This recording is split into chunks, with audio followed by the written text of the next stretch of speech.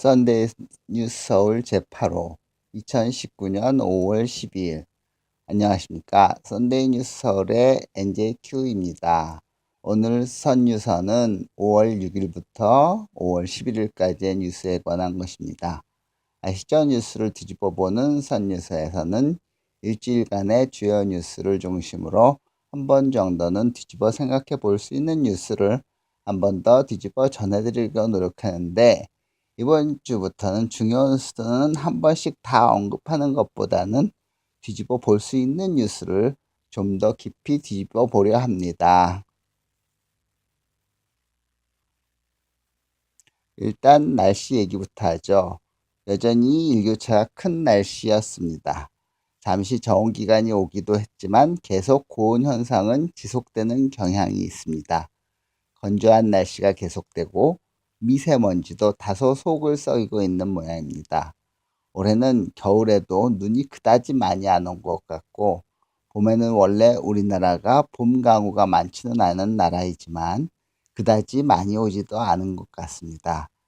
그러면서도 건조주의보 하에서 강원도 산불도 발생하였었고, 그런데 가뭄에 대한 문제 보도는 그리 많이 나오고 있지는 않습니다.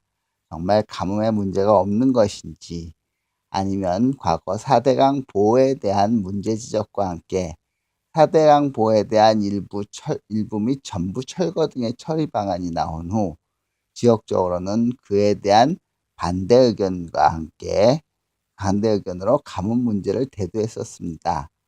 혹시 그것과 관련하여 가뭄과 관련된 정보를 언론이 일부러 회피하고 있는 것은 아닌지 의구심이 듭니다. 기상청 정보에 의하면 충청 지역 일부를 제외하고는 약한 가뭄과 일부 강원도 지역은 강한 가뭄 현상을 보이고 있고, 강수량 수준이 1개월, 3개월 봤을 때 평년 대비 수준은 거의 50% 정도인데, 이를 준비하는 정보는 하나도 없으니 아직 마음 놓고 있어도 되는 것인지 조금 궁금하기도 한데, 언론이 정부를 위해서 알아서 자제를 하는 것은 아닌지 하는 생각도 듭니다. 다음 뉴스는 역시 북핵 관련입니다. 북측에서 단거리 미사일인 것 같아 보이는 발사체를 발사한 것 이후 단거리 미사일을 발사했습니다. 단거리 미사일이 탄도미사일이냐 아니냐에 따라서 유엔 안보리 의결 위반인가에 대한 판정이 나오는데, 정부 측에서는 아직 정확히 판단하기 어렵다고 조사 중이라고 합니다.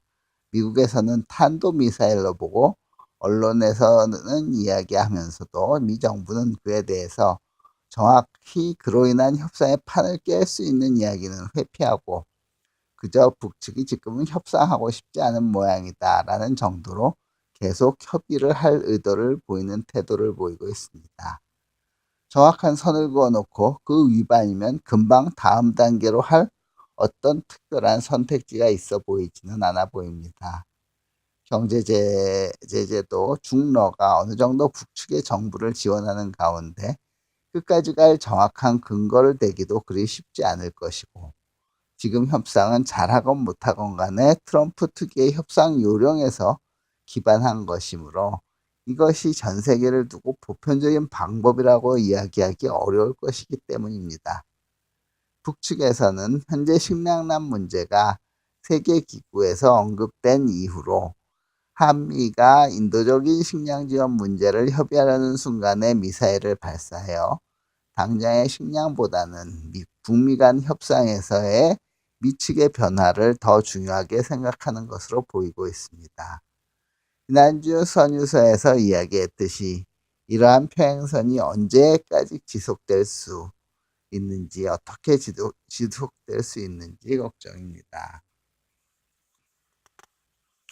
또 하나는 패스트트랙에 관련한 선거법이라든지 검경 수사권 조정 문제에 대한 이야기가 나오고 있는데요. 선거법에 관련해서는 한국당이 협의는 생각지도 않고 그저 장외투쟁으로 나가 있으므로 진척된 이야기는 없습니다. 패스트트랙에 관련된 고소 고발은 법원에 가 있고 협의는 없으니 정말 한국당은 협의 결렬로 인한 자동 발의 및 법안 통과로 패스트트랙이 진행되는 것을 바라는 것인지, 무슨 보관을 가지고 있는지, 선거법에서 한국당의 의견이 어차피 관철되기 어려울 것이니 그저 이때를 틈타서 대권 도전을 위한 발판 마련만 하면 된다는 심산인지, 대통령의 사당 대표 회의도 1대1 회담이 아니면 응하지 않겠다고 수용되지 않을 요구만 하는 것이 이제는 보수와 결집이 되어 세력이 강화되었다고 생각하고 그러는 건지 그 본심을 알 수 없고, 그저 그동안 숨죽였던 태극기 부대만 시끄러워져서 광화문에 천막을 설치하고 시위를 하는 현상만 만든 모양새입니다. 황하나 사건이나 승리 사건도 점차 마무리되어 가고 있다는 뉴스는 나오고 있는데, 그 결과를 보면 주로 새로운 인물의 구속 및 몇몇 인물의 범행이 증명되어 가는 것만 나타날 뿐, 두 사건 모두 검찰이나 경찰과의 유착이 최초 관심이었는데 그에 대해서는 거의 드러나서 이야기된 것은 없이 사라져가고 결론될 모양입니다. 물론 세무서와의 관계도 드러나지 않은 채로 말입니다.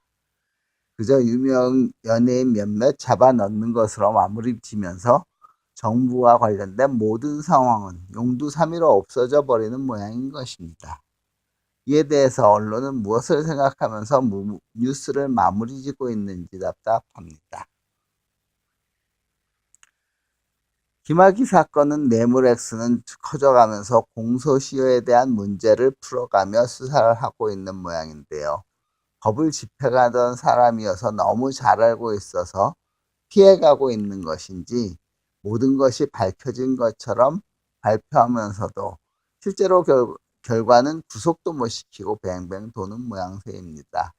얼마나 오래 수사를 하면서 뉴스에 나와야 하는 건지, 뇌물 얘기로 장자연 이야기는 나오지도 않고 뉴스가 무슨 드라마처럼 처음과 끝이 다 달라져 가는지 어느 하나 다름이 없습니다. 한 가지 새로운 뉴스는 버스 운전자의 파업 관련인데요. 주 52시간제에 따른 임금 보전을 문제로 15일 전국적인 파업을 예고하고 있습니다. 노동시간 문제는 정부가 변경을 다시 하려 해도 노조가 시기의 조정조차 반대하면서 항상 문제를 일으키고 있는 모양입니다. 양극화를 해소하기 위한 최저임금 조정이나 노동시간 조정 모두 현실과도 부합되게 시간에 맞추어 되어가면 좋겠는데, 사실 노동자 측이 그동안 너무 억압을 받았기 때문에 이제는 한번 전진된 것은 도저히 협상을 못한다는 것도 이해가 갑니다. 버스 운전자들도 보면 임금도 기형적으로 기본급이 작고 하기 때문에 문제가 생기는 것 같습니다. 하여간 양측이 모두 전체 큰 그림을 잘 보면서 협의를 했으면 하는 바람입니다. 경제적으로 환율이 급등도 계속되고 있습니다. 미국이 중국에 관세 부과를 하면서 중미 협상이 잘 되는 것 같다가도 결론이 없이 질질 끌고, 미국은 중국의 법률 변경까지를 요구하면서 협상이 그다지 순조롭게 끝나는 것으로 보이지는 않습니다. 이런 정세 및 북의 미사일까지, 거기다 이란 문제로 유가 급등까지 포함되어서 환율이 오르는 모양인데, 주말경에 여러 정세상 미국이 금리 인하를 할 수 있다는 입장을 보였는데요. 만약 그것이 소문으로 돌고 사실로 될 가능성이 보여진다면 환율은 다시 변동할 가능성이 있겠습니다. 국내 금값은 상당히 높은 수준인데 아직도 국제 금값은 낮은 상황으로 보인다니 금값 또한 안정화보다는 계속 상승세가 보이지 않을까 생각이 되네요. 주류의 카스 맥주 인상에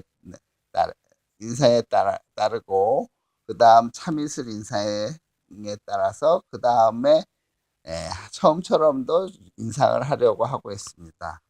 이런 문제는 계속 뉴스에는 나오지도 않고 있습니다. 별로 중요하지 않은 상황인지, 아니면 물가조차 나쁘다고 하는 것을 보여주기 싫은 상황인지, 뉴스에서 나오지 않는 것은 참 궁금합니다. 썬데이 뉴스 서울 제8호는 여기까지입니다.